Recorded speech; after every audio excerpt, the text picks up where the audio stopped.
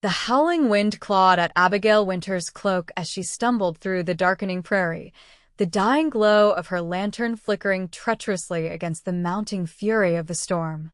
Wyoming Territory, 1875, was unforgiving to those who underestimated its vastness, and Abigail had become yet another victim of its deceptive horizons. The light sputtered once more before surrendering to the relentless gusts, plunging her into a darkness so complete it seemed to swallow her very existence. Rain began to fall in angry sheets, mingling with the tears streaming down Abigail's face. 3 days prior, she had set out from the small settlement of Jefferson with such hope, carrying little more than determination and a letter promising employment as a schoolteacher in Cheyenne. Now, her horse had gone lame miles back, forcing her to continue on foot, and she had veered from the trail during the afternoon, certain she knew a shortcut. That confidence had dissolved with the daylight. "Please," she whispered, her voice lost in the tempest. "Please, I don't want to die out here." Lightning split the sky, illuminating the harsh landscape for a fleeting moment. In that brief flash, she glimpsed something that didn't belong among the wild grasses and scattered rocks, a small cabin nestled against a modest rise in the land. Hope surged through her veins as she pushed forward, her sodden skirts weighing her down like anchors. Her foot caught on an unseen obstacle, sending her sprawling into the mud. The useless lantern flew from her grip, landing with a dull thud somewhere in the darkness. Exhaustion and despair finally overwhelmed her as she curled into herself, shoulders heaving with sobs. "Madam? Madam, are you hurt?" The deep voice cut through the storm's rage, and Abigail lifted her head to see a tall figure approaching, illuminated by a steady lantern. As he drew closer, she could make out the broad shoulders beneath a rain-slicked duster, the hat pulled low over his features. I'm lost," she managed between sobs, embarrassment coloring her cheeks despite her dire situation. The stranger crouched beside her, holding his lantern higher to better see her face. Beneath the shadow of his hat, she glimpsed kind eyes in a weather-beaten face. "You're not lost anymore," he said simply, extending a calloused hand. "Name's Matthew Everett. My cabin's just yonder. Can you walk?" Abigail nodded weakly, allowing him to help her to her feet. "Abigail Winters," she replied, voice barely audible above the storm. "Miss Winters, I reckon we should get you inside before this rain drowns us both." The journey to the cabin felt both eternal and mercifully brief. Matthew Everett kept a strong arm around her waist, supporting her weight when her legs threatened to give out. Inside, the modest one-room structure provided an immediate sanctuary from the elements.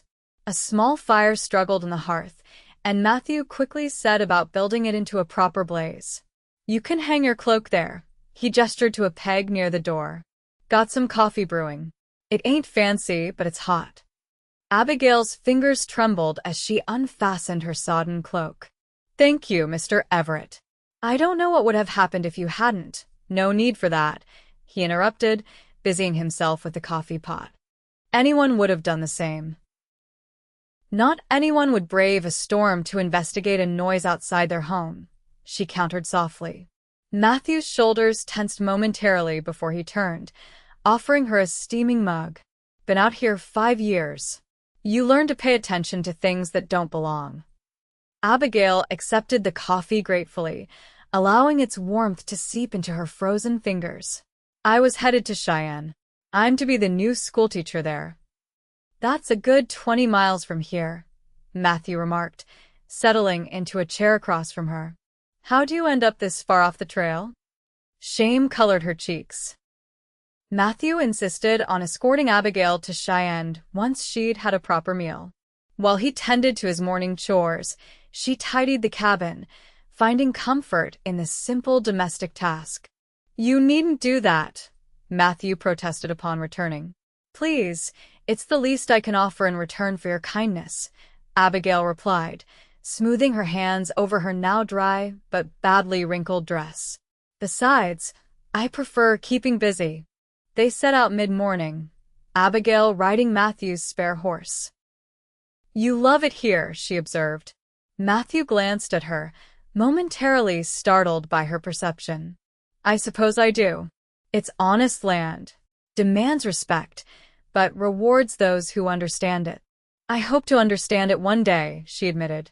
"Though after last night, I fear it may not want me here at all." "The land doesn't hold grudges, Miss Winters. It just teaches lessons, some harsher than others." They reached Cheyenne by early afternoon.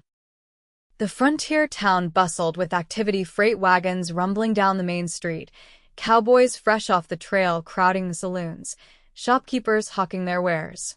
Abigail felt a curious mixture of excitement and trepidation as they approached the school board chairman's office. "Miss Winters," Mr. Peterson exclaimed upon their entrance. "We'd given up hope. When you didn't arrive as scheduled, we feared the worst." "I apologize for the delay, Mr. Peterson. I had an educational detour," she replied, glancing at Matthew. Inside the brown paper wrapping, Abigail found a beautifully crafted brass compass, its needle pointing steadfastly north. "Matt, I don't know what to say. It's perfect. Figure it might help if you ever decide to go wandering again," he said, color rising slightly in his weathered cheeks. She looked up at him, something warm unfurling in her chest. "Would you like to join me for supper? I'm afraid my cooking isn't as accomplished as my teaching, but I've been told my stew is palatable." The evening passed in comfortable conversation.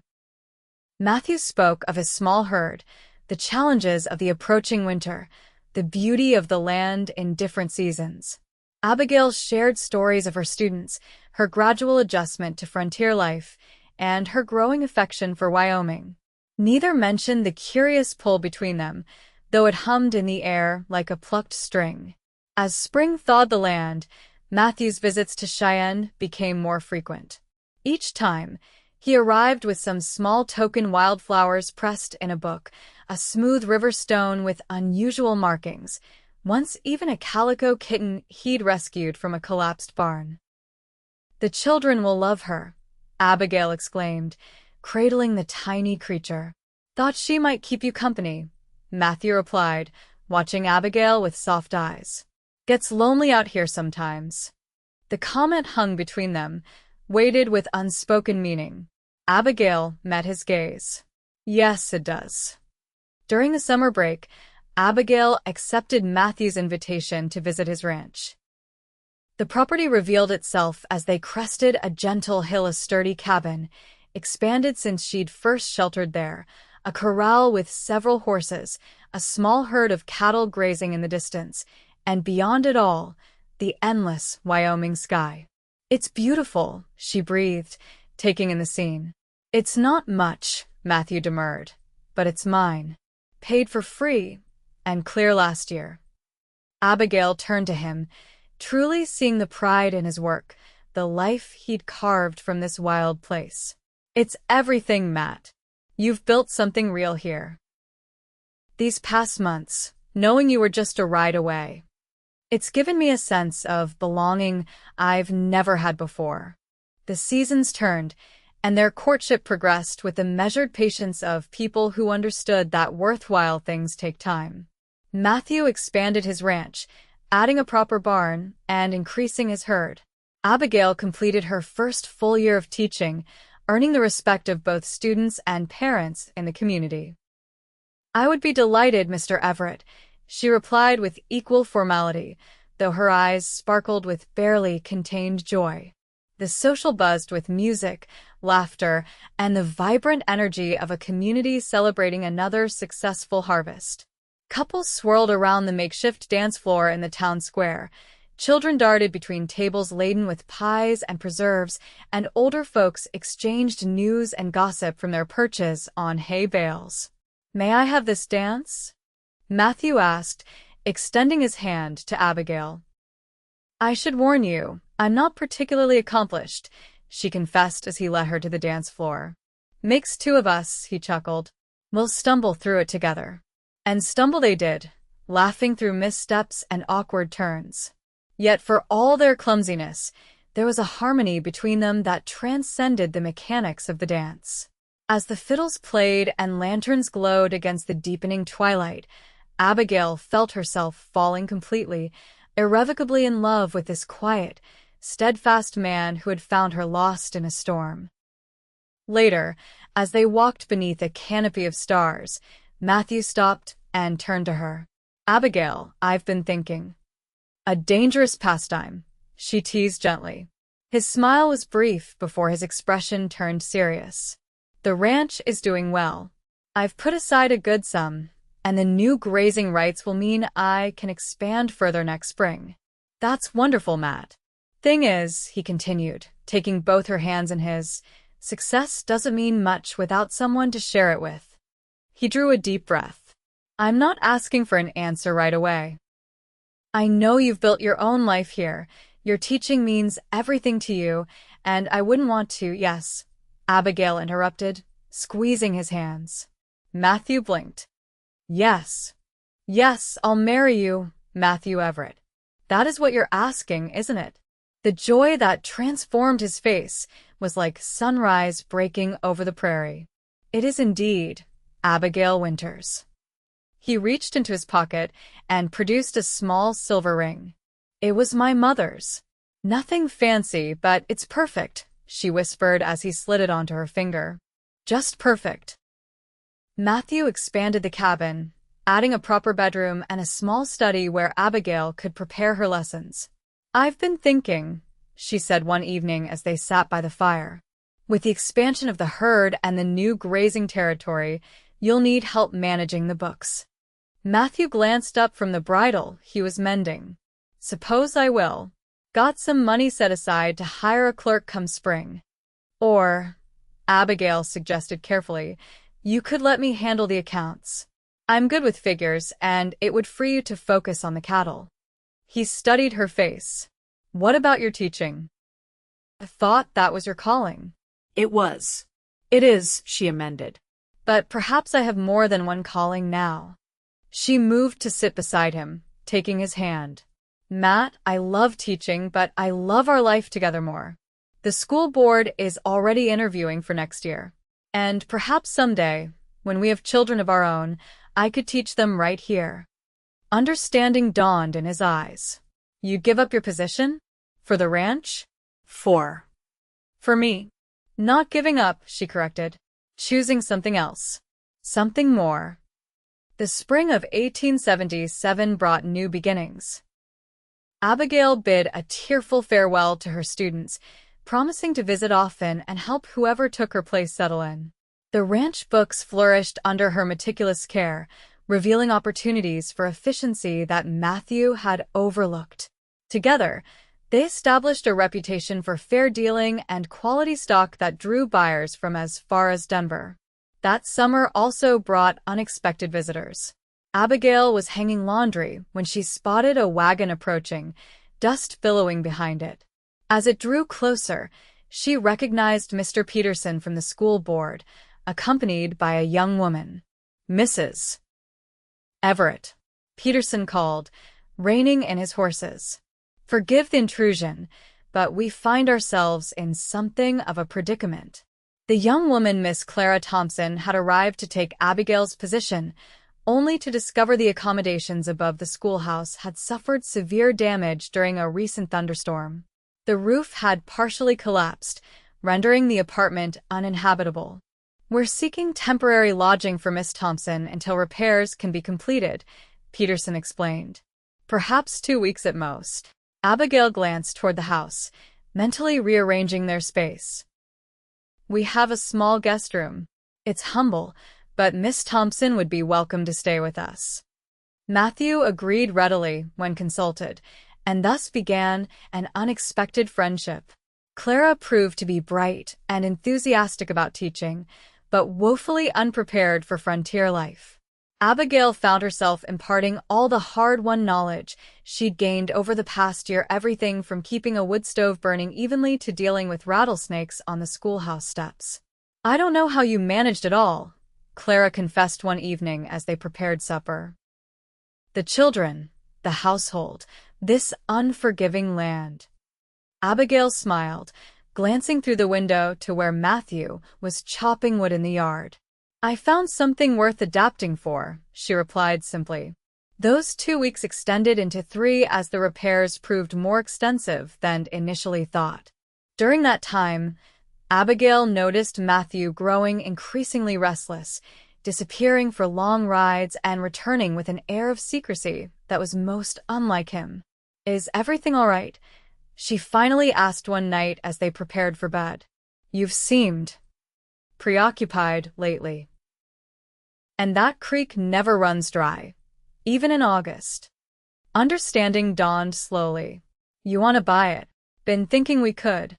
Not just for the cattle, though that creek would be mighty valuable. But he paused, eyes meeting hers. There's a nice rise on that property. Good drainage, sheltered from the north wind. Perfect spot for a house. A house? But we have this cabin. A proper house, Abigail. With more than 1 bedroom. Maybe 3 or 4. The implication settled between them, warm and full of promise. Are you saying what I think you're saying, Matthew Everett? His smile was tender as he brushed a strand of hair from her face. I'm saying I want to build a home where our family can grow. If that's something you want to. It is, she whispered, tears gathering in her eyes. More than anything. The purchase of the Wilson property coincided with the completion of the schoolhouse repairs. As Clara prepared to move into her newly renovated apartment, Abigail found herself experiencing an unexpected pang of nostalgia for her teaching days. You miss it, Matthew observed as they watched Clara's wagon disappear down the road. Sometimes, Abigail admitted. The children, mostly. Watching them learn, seeing their faces when they grasp something new. He was quiet for a moment before saying, You know, there's nothing stopping you from teaching our children when they come. And maybe others too. Others? Been thinking about that too. Nearest school's 5 miles away in Cheyenne. Lot of ranch families around here can't spare their children for that journey every day. If we had a small schoolhouse here on the property. The idea took root and flourished. By the time snow blanketed the land that winter, plans for both the new house and a modest schoolhouse were well underway. Matthew hired builders from Cheyenne, insisting on the finest materials they could afford. Want it done right, he explained when Abigail questioned the expense. Something that'll last generations. The words generations hung in the air between them, laden with hope and possibility. Spring arrived with its usual Wyoming temperament snowstorms giving way suddenly to mild days, only to plunge back into freezing temperatures without warning. The construction crews worked whenever weather permitted, the new house gradually taking shape on the eastern property. It was during one such mild spell in early April that Abigail finally confirmed what she'd suspected for weeks. Dr. Harrison from Jefferson visited the ranch, ostensibly to check on one of the pregnant Maras, but also to examine Abigail at Matthew's insistence. Congratulations, Mrs. Everett, the doctor announced after his examination. I'd say you're about 3 months along. Should expect your little one sometime in October. Matthew's reaction was everything Abigail had hoped for, joy and wonder mingled with a protective tenderness that manifested in his insistence that she rest more and avoid the heavier ranch work. She complied to a point, but firmly maintained her role in managing the books and overseeing the house construction. I'm with child, not made of glass, she reminded him when his protective instincts became overbearing. Summer saw the completion of both the house and the small schoolhouse. The main house exceeded Abigail's expectations, a solid 2-story structure with wide porches, large windows to capture the sweeping views, and thoughtful touches Matthew had incorporated without telling her. A built-in bookcase in the study, a deep copper bathtub in their private washroom, a nursery adjacent to their bedroom, painted a soft yellow. Figured it would work for a boy or a girl, he explained almost shyly when she saw it for the first time. Word of the schoolhouse spread quickly among neighboring ranches. By August, Abigail had received inquiries from 5 families, representing 12 school-age children who currently received little or no formal education due to their remote locations. "You'll need to hire an assistant," Matthew observed as she reviewed the list of potential students. "Can't have you teaching all day in your condition." Abigail smiled, resting a hand on her growing belly. Clara mentioned her younger sister just completed teacher's college in St. Louis. Perhaps she'd be interested. As autumn painted the landscape in gold and crimson, final preparations were made for both the school's opening and the baby's arrival. The ranch hands constructed desks and benches for the schoolhouse. Neighboring women organized a quilting bee, producing a beautiful cradle quilt as a gift for the coming child. Clara's sister, Emma, arrived from St. Louis, eager to begin her teaching career in this unconventional setting. "I've never seen anything like this," Emma confessed as Abigail showed her around the schoolhouse. "A private school on a cattle ranch? It's extraordinary." "Sometimes extraordinary circumstances call for creative solutions," Abigail replied, watching through the window as Matthew demonstrated roping techniques to the young son of a neighboring rancher. "The children deserve education, regardless of where they live." The first day of school coincided with the first frost, October 1st, 1877. Abigail insisted on being present, despite being mere weeks from her due date. She watched with pride as Emma welcomed the students, a mixture of ages and backgrounds united by their isolation and thirst for learning. That evening, as she and Matthew sat on their new porch watching the sunset, she felt a curious sense of completion, as if her life had somehow come full circle from that stormy night when her lantern went out and she found herself lost and afraid. "Penny for your thoughts," Matthew said, his hand covering hers on the arm of the rocking chair. "I was thinking about how far we've come. How everything changed because I got lost in a storm." His eyes softened. "Best mistake you ever made, getting lost like that." "The only good mistake I've ever made," she agreed. "Everything else, marrying you, building this ranch together, starting the school, this baby, those weren't mistakes at all. They were choices. The right ones." 2 weeks later, after 18 hours of labor that tested her strength like nothing before, Abigail gave birth to their son.